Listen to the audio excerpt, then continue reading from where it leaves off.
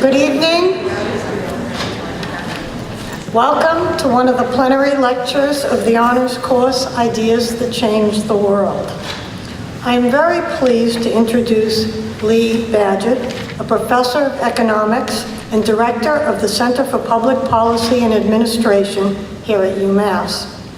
She is also the research director of the Williams Institute for Sexual Orientation Law and Public Policy at UCLA.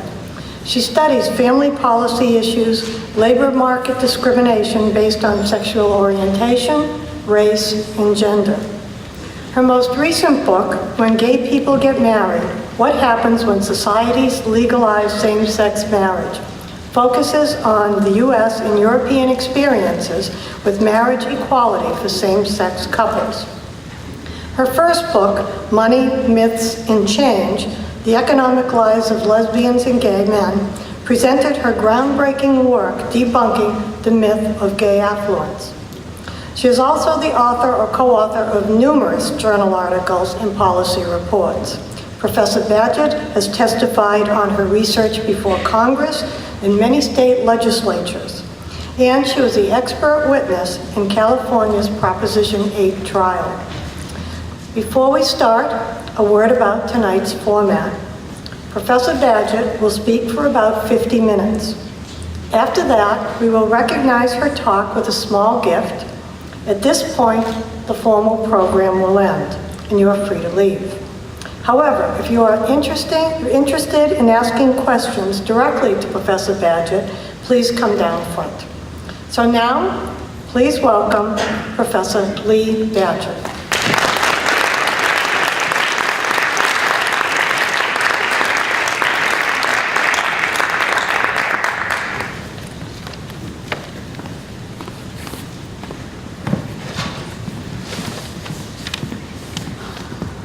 Well, thank you very much for that nice introduction. And thank you very much for coming. I know it's right before spring break and people might be interested in being somewhere else very soon. So I'm very grateful that you all are here today. Ideally, this lecture might have been a bit earlier, but as it turned out, I was invited to go to Australia to talk to policymakers during their parliamentary session, to talk about gay marriage, which is something that I've done a lot of research on, as Dean Clarkson mentioned. And I will just say there's really nothing like going to the opposite side of the world. Let's see, I'm supposed to do something. To go to the opposite side of the world, to give you a sense of kind of being a little bit upside down. So just literally, here's us on the far left, and Australia is way down there. You can see just kind of the edge of Tasmania, which is an island right off of there that I will say something about. If I can see my notes, there we go. So it was a great experience, certainly one that was very surprising to me to be there, because even just 10 years ago, I had no idea that I would be going to talk about what's happened in the United States with regard to marriage equality, giving gay couples the right to marry. Much less that I would actually be going with my wife, who I would be allowed to marry. So we had a very interesting 2 weeks there. I want to tell you just a bit about somebody that I spent some time with there, a guy named Rodney Croome. He's the campaign director of Australians for Marriage Equality. And I spent a lot of time with him, and it very quickly became clear he was really a remarkable human being in many ways. I mean, he was able to always think 2 steps ahead of everyone else in terms of thinking about where he wanted the discussion to go about this issue at a national level.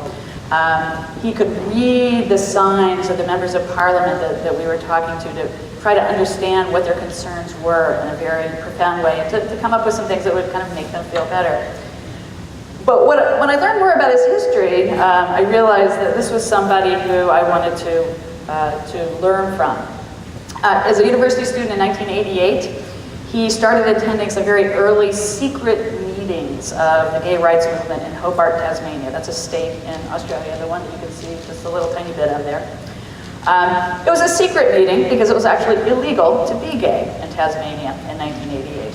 Sexual conduct between 2 men and 2 women was illegal, and Police would hover around gay bars and gay meetings, waiting to harass and sometimes arrest the people who left those meetings, kind of indicating in some way that they were gay.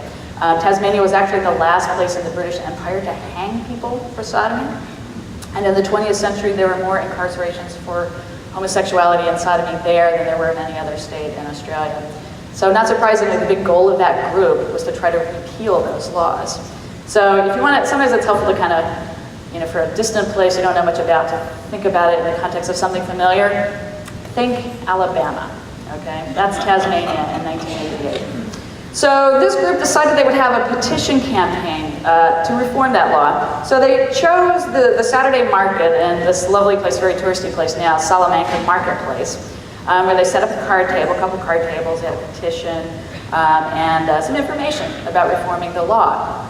And somebody complained to the city council. So they passed a law that said that they could not actually be there to try to get reform of something that was illegal, the homosexuality criminalization laws.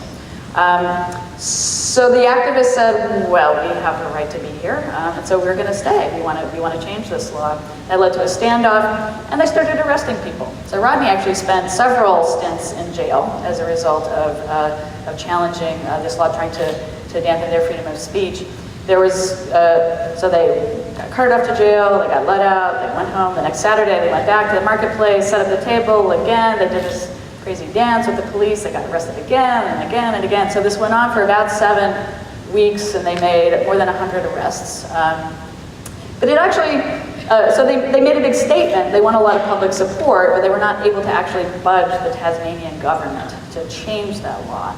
So they started pursuing other strategies. They took the case to court, to the United Nations Human Rights Committee, which said very clearly that this was violating an international covenant. These laws that Tasmania had violated an international covenant. So the federal government in Australia passed laws, and still Tasmania just refused to change its law. So finally, in 1997, Rodney became a plaintiff in yet another lawsuit. And actually, I found this out not so much from Rodney, but from a stranger on a plane he's so well known there that she told me the story of how he had to try to challenge this law, because whenever you challenge a law, you have to have standing in court. You have to show that you've been harmed in some way by this law.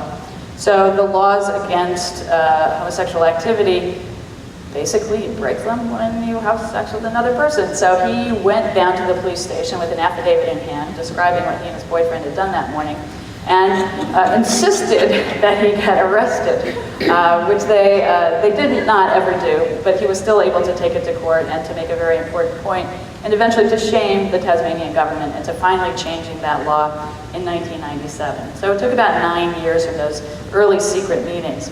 But once that happened, the dam kind of broke in Tasmania. 2 years later, they enacted the most progressive anti-discrimination laws protecting gay, lesbian, and bisexual people against discrimination, the best laws in Australia. And then in 1993, so that was just a few more years later, 2003, a few more years later, they passed a civil union bill that meant that same-sex couples would have many of the same rights that married couples would have. So Rodney was instrumental in all of those events, all of those changes, largely because he told the truth out in the open about being gay himself and about the equal worth of gay people and what that meant. It meant that the laws had to change to reflect that. His actions were central, basically, for a 6-year period in getting Tasmania to go from being Alabama to Vermont, basically. It's a pretty remarkable change in a very short period of time. And we spent some time talking a little bit about how that happened. And I don't have a kind of a clear-cut story for you that's related to Tasmania.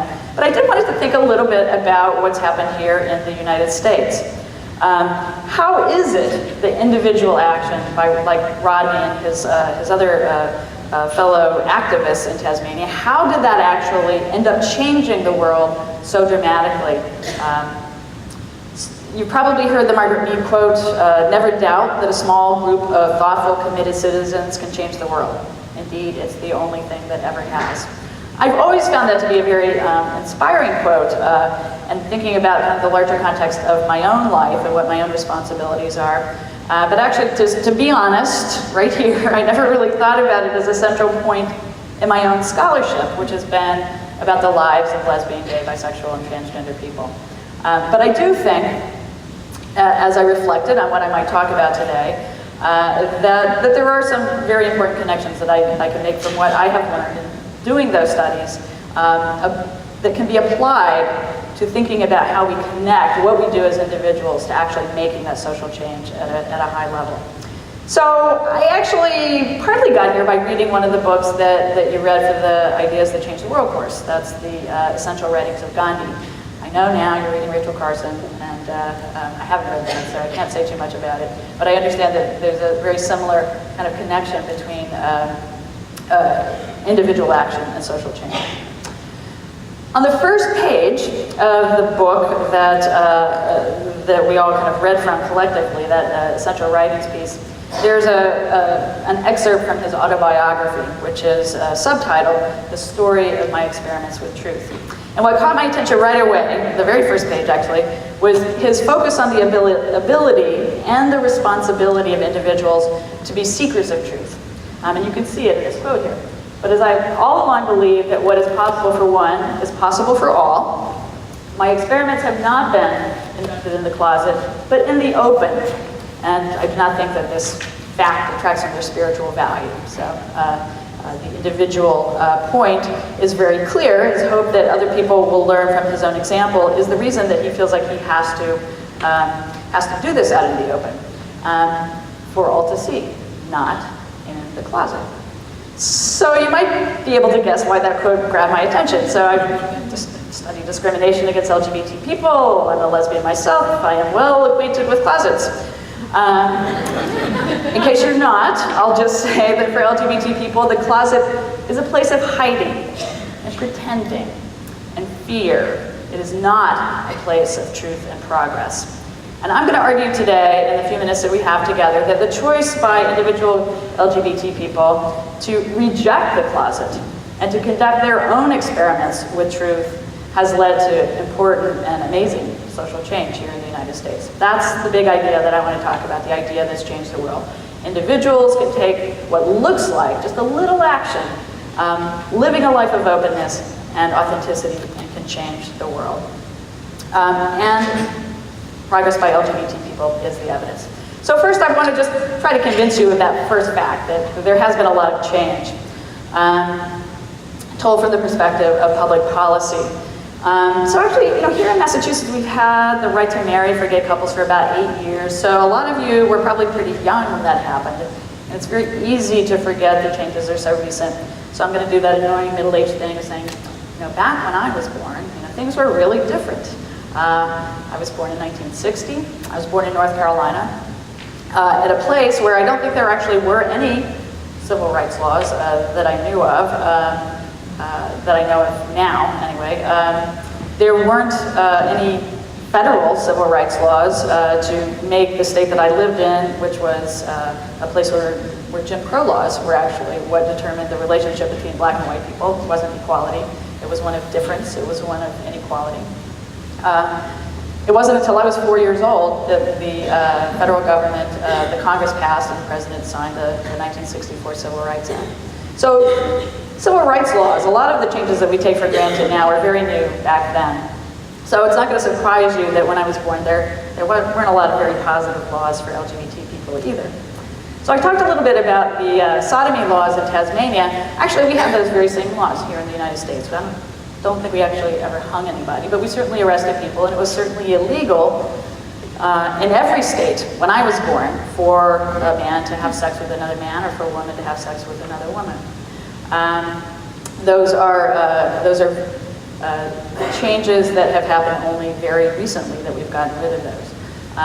We tried for a long time. Actually, in 1986, the U.S. Supreme Court heard a challenge to those laws, a case that came out of Georgia that became known as Bowers v. Hardwick. And the Supreme Court upheld those laws in 1986, which is about the same time that Rodney started working in Tasmania. And I mentioned that particular case because there's actually a couple of interesting closets that kind of go along with that. One was actually my own personal knock at the closet door that came as a result of this case. The decision came down shortly before the 4th of July that year, and I found myself at a 4th of July parade with my parents in a small town, not in North Carolina, in Illinois by then.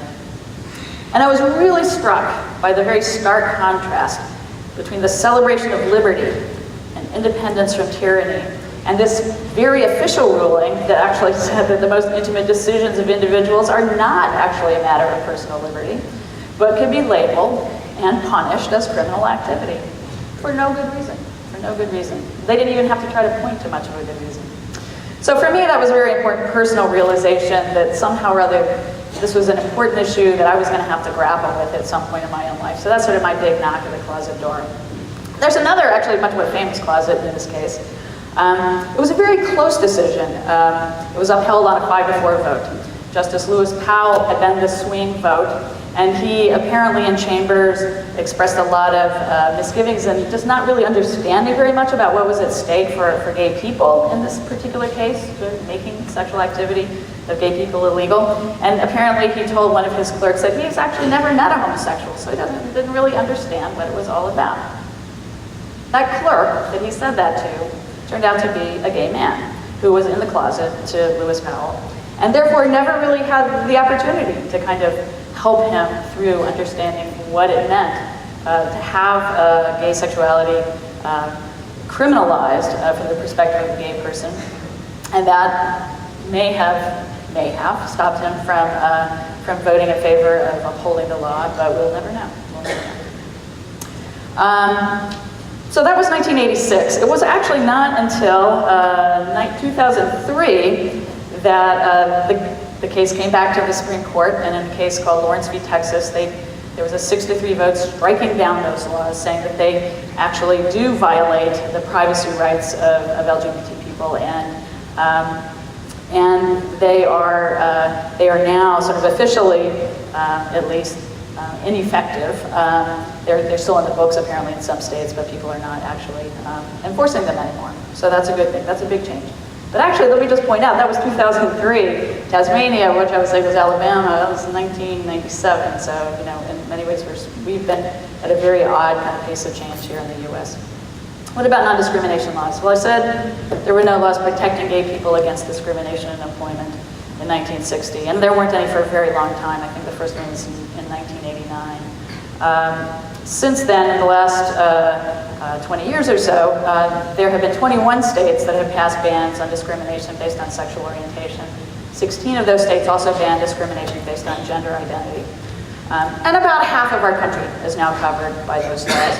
So half empty, half full, you can decide on that. Still, clearly there's a long way to go. There's been a federal bill in Congress for a long, long time that has gotten stuck and is also stuck now in the current Congress. What about rights for same-sex couples? No big surprise, 1960, nothing. Now we see actually that there are 7 states in the United States that allow same-sex couples to marry. We're not the only one anymore. They're the really dark green states that are up there. And lots of other states give something kind of like marriage and civil unions or domestic partnership rights. And they're the sort of olive-colored ones. And then there's some things that are a little less valuable. Those are the striped ones. Basically now about 42%, not quite half, but close, 42% of the population lives in a state where same-sex couples have some of those rights. So I think that's that's a change that's been very recent. It's all happened since the mid-1990s with Hawaii, but really mostly has happened since 2000. So the big question then is, how did we get there? And my argument is that we got there because there are a lot of brave LGBT people who are willing to put themselves on the line with their own experiments with truth, i.e. coming out of the closet and insisting, eventually getting to the point where social change took place. As I said, most of that is in the last 10 years or so. People have been coming out for a long time, so clearly this is a very long-term process that we're talking about. So here's this lovely, lovely graphic by the artist Keith Haring of National Coming Out Day.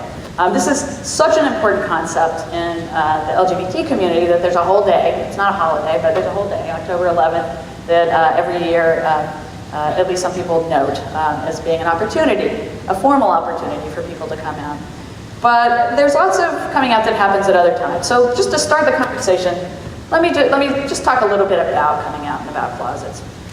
Really, the more scientific term that we tend to use when we do research on this is disclosure. And of course, that can mean a lot of different things. Your own internal awareness of being attracted to somebody of the same sex. It might mean sexual behavior with someone of the same sex. What I mean in terms of coming out to oneself is basically thinking about yourself as a gay, lesbian, or bisexual person. Here, the next step obviously is to think about telling somebody else. So that's the step that I'm arguing is the step out of the closet, from identifying as an LGBT person to thinking about, to coming out and telling somebody else that you're lesbian, gay, or bisexual. I'm going to also include transgender people here, even though I think there's a somewhat different set of constraints and things that people think about with regard to gender identity. And it's something that we're sort of still thinking about from a social science perspective, and I have a little bit less to say about that, but if you're interested, we could talk some about that. So let's talk about the closet. So the closet is also something that's a little bit more complicated than just kind of a simple in or out kind of situation. The downside of the closet metaphor is it just kind of sounds like you are either in or out, and it's just a matter of taking that one step out. But in fact, it's not kind of a passive state of just being in the closet or sort of taking that step of being out. There are things that you have to do to prevent disclosure of your sexuality if you want to stay in the closet, and that actually can take a lot of work. James Woods, who wrote a great book called The Corporate Closet, I think has done the best job of picking these apart. He talks about different strategies that people have for managing an LGBT identity in the workplace, and they take time. Avoiding those nervous conversations that you might have with your coworkers about what you did last weekend, who'd you go out with, avoiding your great aunt at your cousin's wedding who wants to know how come you haven't gotten married yet. Those kinds of situations take some planning to try to work around to avoid actually disclosing that you're gay or lesbian. Counterfeiting, so making up a heterosexual identity. Then you've got to think about, am I using the right pronouns in this case? As when I talk about my boyfriend, my girlfriend is really my boyfriend. It gets very confusing, as you can see. I can't even keep it straight, just kind of describing it right here. Being out is also not a very simple thing. Woods calls that integration of a stigmatized identity, managing that identity in a way that actually can require constant decision-making for people, that you're always running into new people that you don't know and you have to make a decision about whether or not you're going to come out. Why is it that we even have to do this in the first place? There are sort of two aspects of the closet that are important. One is that there's a double standard. So heterosexual people actually never have to make that choice, right? So when was the last time, those of you who are heterosexual, when was the last time you felt like you had to come out as heterosexual? It does happen nowadays in some kinds of social contexts, but it's actually pretty rare.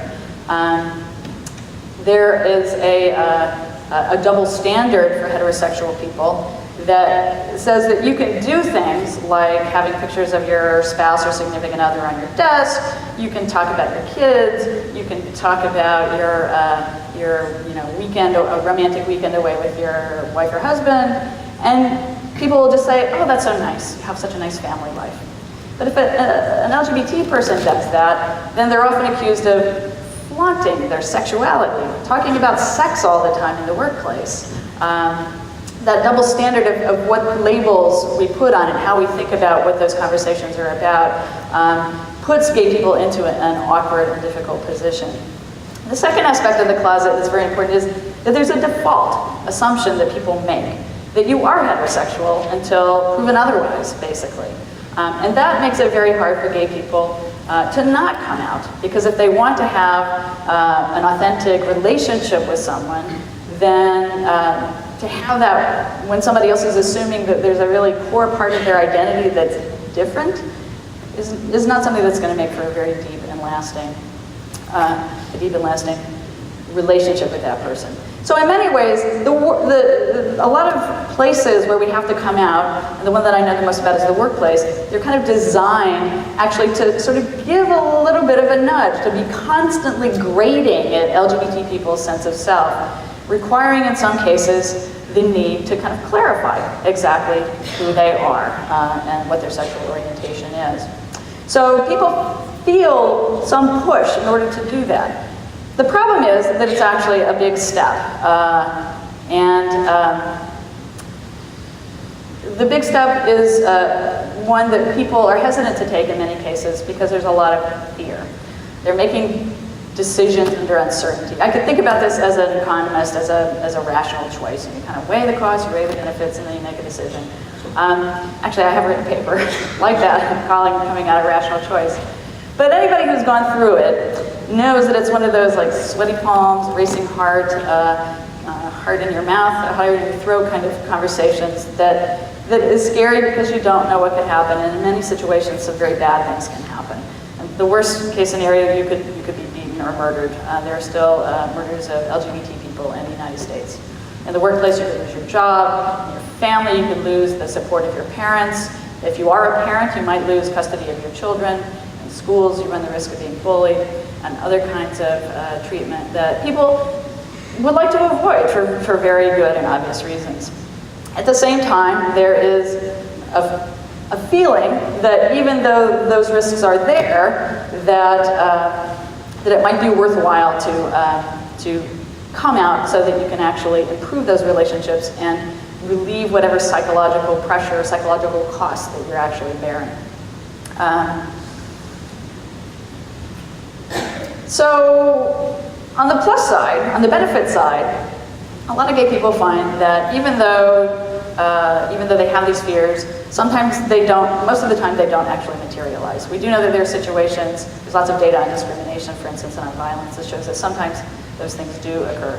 But on the other side, there's a lot of data, an increasing amount of data that shows that coming out is actually good for you in lots of different ways. It looks like basically all that time that you're going to have to spend integrating and managing your stigmatized identity is just different. It's just easier to handle than the avoidance and the counterfeiting kind of energy. And so it's not surprising that in a lot of research by psychologists and a little bit by other social scientists, we find that people who come out in the workplace have better job satisfaction, better relationships with their coworkers, they get more social support. There are interesting health effects, lower anxiety and stress, higher self-esteem, better physical health even. There's one study that shows that gay men who are out were less likely to get certain kinds of cancers. So, costs and benefits. People are weighing them and have to make that kind of decision about what to do. But here's the interesting thing. There's a fair amount of ethnographic data on people's decisions about coming out. And it's very rare that people say they wish they had not come out. It's very rare to see people trying to go back in the closet in that data.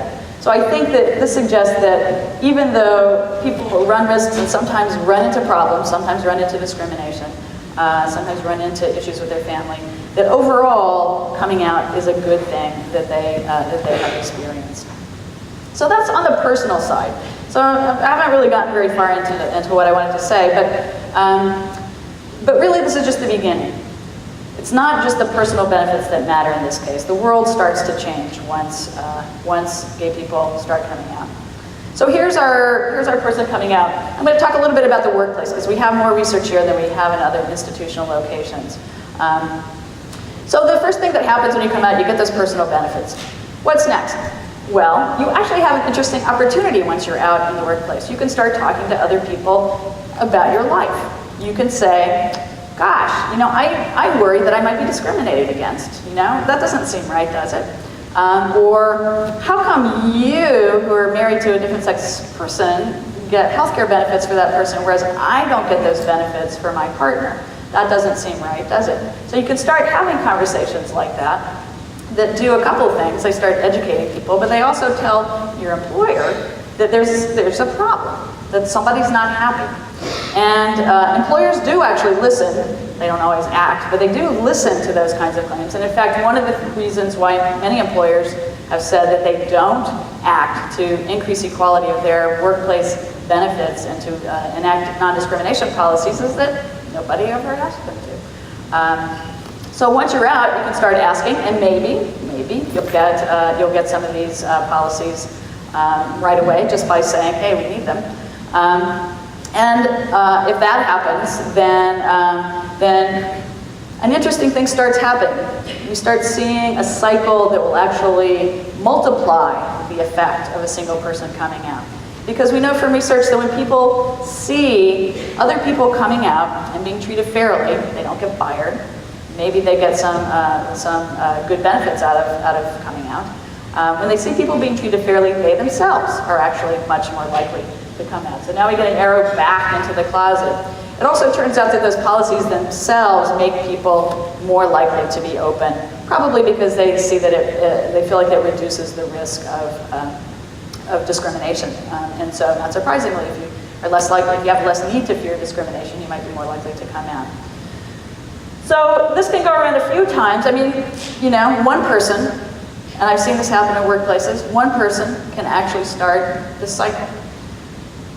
And if somebody else joins in, then you kind of keep going. Then you've got two people who can go to the head of human resources and make an argument for changes in policies. And then you've got three, and then you've got four, and pretty soon you're able to go knock on the CEO's door. And that's the way that sociologists like Nikki Rayburn, some of the work that I've done, have shown that policies have changed because people have mobilized in their workplaces. They've come out, they found other LGBT people, and they got together and they created that change. So that's just one example of what can happen when people start coming out that will change the world. Now, I'm not saying that everything's great, okay? So we still have discrimination, and not everybody comes out. So some recent data suggests that about half, this is a survey from the Human Rights Campaign a couple of years ago, there's still about half of people in workplaces, LGBT people, who are not out to very many people, and many of them are out to nobody. Another survey that we did at the Williams Institute found that about a third of LGBT people are not out to anybody in their workplaces, even now. Maybe fewer in Massachusetts are still in the closet, but there's still many more people who have not come out. So this cycle, this dynamic cycle that I'm trying to talk about is really, another way to say it is, truth inspires more truth. Telling the truth about your life makes a difference because it gets other people to tell the truth about their lives. We know a little bit about this happening in families. We know a little bit about this happening in schools. There's a growing social science literature in all those areas looking at some of these questions. But we do have some evidence that things are changing. So truth begets more truth as older people, as dinosaurs, have come out and hopefully created some space and reduced the threat of discrimination against people. We see a lot of more younger people coming out. Actually, the age of all those coming out, types of coming out that I mentioned earlier, seems to be getting lower. People being aware, people acting on their sexual attractions, and people identifying to themselves as LGBT, and people coming out to other people. All of those things appear to be happening at earlier ages, at least in some parts of the country, maybe not everywhere. The other reason we know this is happening is because a lot more people know somebody who's lesbian or gay. So you can see it from 1985 to 2000. It's hard to get good data on this, but I think this is a very similar question that's asked by the Los Angeles Times. In 1985, only 30% of people they surveyed knew somebody who was gay, and that had more than doubled by the year 2000, where 3/4 of people they interviewed knew somebody who was gay. In California, they started at a higher level, 1977, about half of people said they were gay. That's gone up quite a bit also by 2006, up to 64%. Here's my favorite kind of question about this. So this is a survey question that people were asked on a recent survey. Just your best guess, what percent of Americans today would you say are gay or lesbian? So let me ask you that. Shout out something. What do you think? How many? What's the percentage? What's that? 13, 5, 4. Do I hear? 13, 5, 4. Any other good guesses? 30. Somebody say 30? 3? Well, if you take a look at the scientific surveys on this, my colleague at UCLA, Gary Gates, has done this, And kind of averaging a whole bunch of different surveys, he finds that 3.5% of people in those surveys identify as gay, lesbian, or bisexual. That's actually very disappointing for many people. He's gotten into a big, nasty fight with Larry Kramer. Do you know Larry Kramer, the guy who wrote The Normal Heart, who's accused Gary of just, killing off millions of gay people, basically. Because for a long time, people were very invested in the 10%. But this is at least what we see in surveys now. But actually, when you ask the American public, what they say is 25%. 1 in 4 people are gay, lesbian, or bisexual, which is probably not. It's probably a little too high. Probably a little too high. But it does suggest that they're hearing from a lot of people about gay issues, and they're hearing from more people who are gay, lesbian, bisexual themselves. And that has made some kind of difference in their thinking about how many people there are out there. So I think we can see all sorts of markers that suggest that those cycles are happening in lots of other places. More and more people are coming out, more people know somebody who's gay, lesbian, or bisexual. So what difference does that make? It's outside of those institutional contexts like individual workplaces. Well, one thing I would argue is that openness builds movements. Unless you can find people who are like yourselves, it's very hard to do that, to say, hey, we have a common concern. There's a policy change that would matter to us. If we got together, maybe we could do something about that. So the LGBT social movement has grown quite rapidly over the last 20 or 30 years. Just one group recently took a sample of 40 different social justice organizations. So just looking at those that are really focusing on political issues primarily, and found that they employ almost 1,000 people. They have budgets of millions of dollars in some cases. These are political organizations largely, but there's lots of other kinds of LGBT-related organizations that also have budgets and staff people that aren't added in here. Faith-based organizations, community centers, even research organizations are starting to pop up in different places. And all of these are made possible because people came out and found other people like them to help found these organizations. They were all founded by LGBT people for the most part. And I'll just say on a personal note, even research can only be done if people are willing to come out. If you can't get people to answer truthfully a question on a survey, then we are out of business on the research side of things. So all of these things you can see the importance of these political institutions. I don't mean to minimize them, today the story is about the individuals, but these folks probably had something to do with changing laws and policies as well. So you can build a movement, but coming out also has a couple of other very important effects that I want to talk about, which is that it changes people's hearts and minds. You may have heard of the contact hypothesis. This is the idea that knowing somebody in a stigmatized group will help reduce your prejudice towards people in that group. And in fact, there's a wonderful researcher here, I don't know if she may even be here, I can't tell, Linda Trop in the psychology department, who's done a lot of work on this issue. She's looked at, she and colleagues have looked at lots of different studies of the contact hypothesis and looking at prejudice based on race and ethnicity. And she's also looked at it with regard to sexual orientation and finds that there's a very clear effect, there's a very clear correlation between knowing somebody gay and having less prejudice against LGBT people.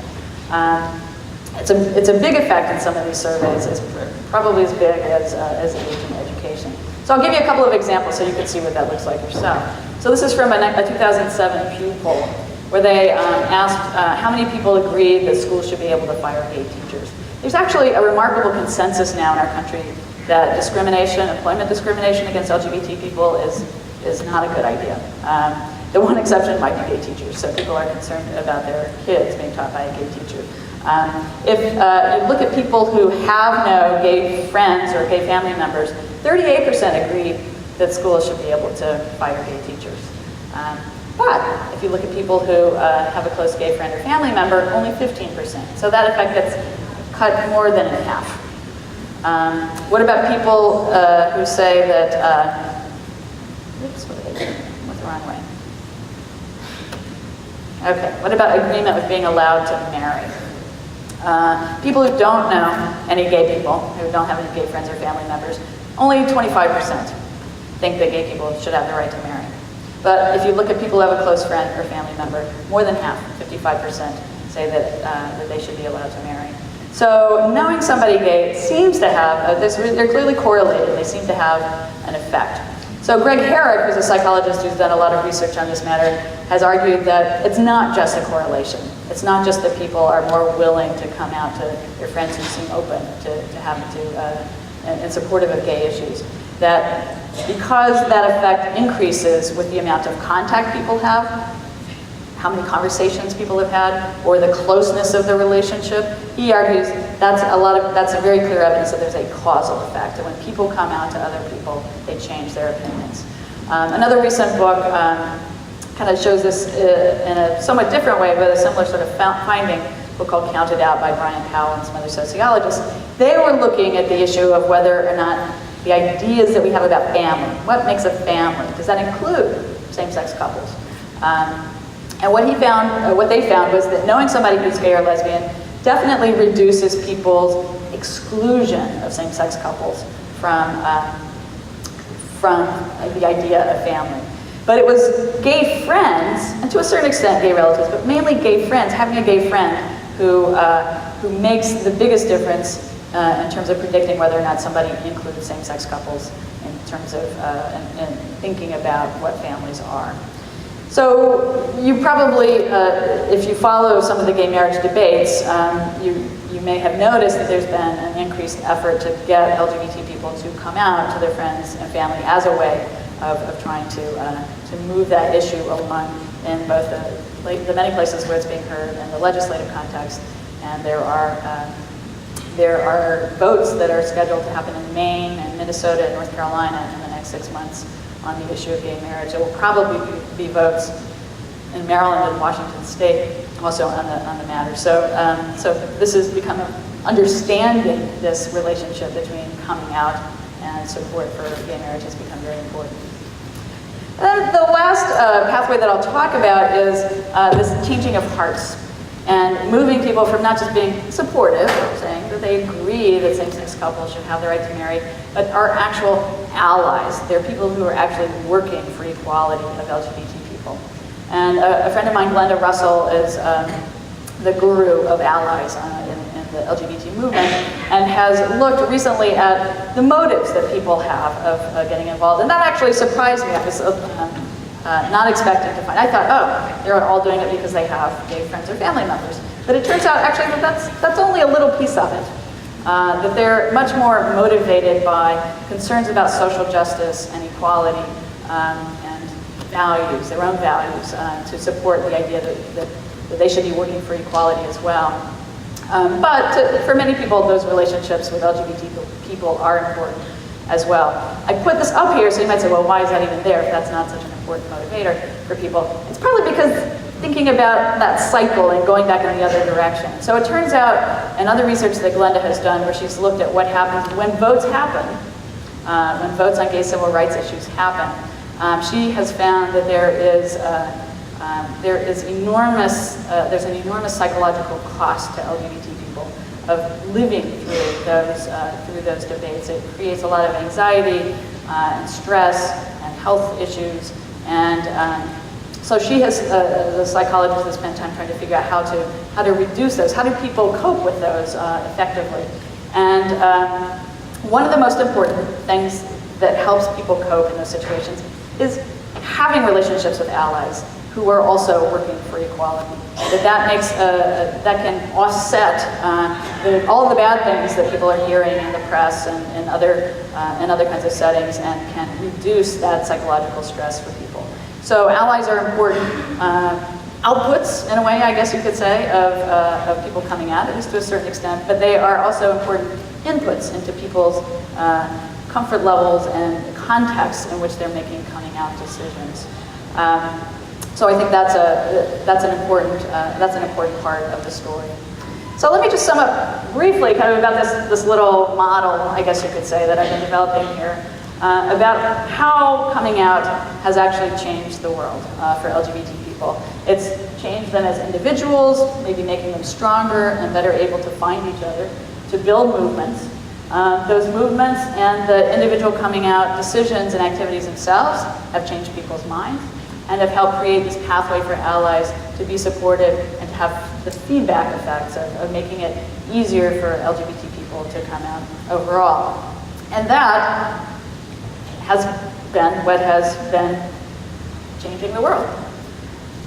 Now, I'm kind of, unfortunately, I'm talked about this as if we're really at the end of the line, that we've kind of achieved all that we need to get. But in many ways, actually, really, we are still at the beginning.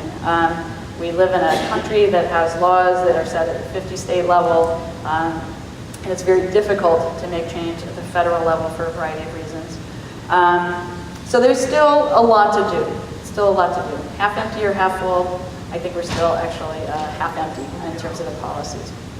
So, how do we get there? So I just want to point out just some examples of what I would call these new experiments with truth. This is on top of, plain old political organizing through the state, and local, and federal, and national organizations of gay activists. But I thought you might like a sense of who I have seen, who may be the next Harvey Milk or Rodney Croom or somebody like that. Who's urging people out of their closets, whether they're LGBT people or heterosexual allies. And I think it's what I have seen just at a very quick scan is that there are new ways that people are kind of testing the contradictions in the system. So here's one. And you might not actually think about getting married as an act of truth. There's an act of vow, so there's an element of some promising there. But is that really kind of an act of truth? The research that I've done on same-sex marriage suggests that marriage is actually something that pushes people out of the closet constantly when they're dealing with their employer, when they're dealing with bureaucracies, when they're dealing with the phone company. It gives people both the opportunity and the need to talk about their wife or husband. And, once you've done that, you're out. You're out. So that was actually how I came out to you, right? I talked about my wife. So this is something that happens over and over again once people get married. This is something that people have noted and I think has enormous power, actually, to change the world. On the other side of it, there's friends and family members also have to start coming out about having a family member who is LGBT and is married to a same-sex partner. And that actually may be the source of a lot of stress and anxiety about the gay marriage issue. But anyway, this picture is from the New York Times about a week or so ago on March 9th.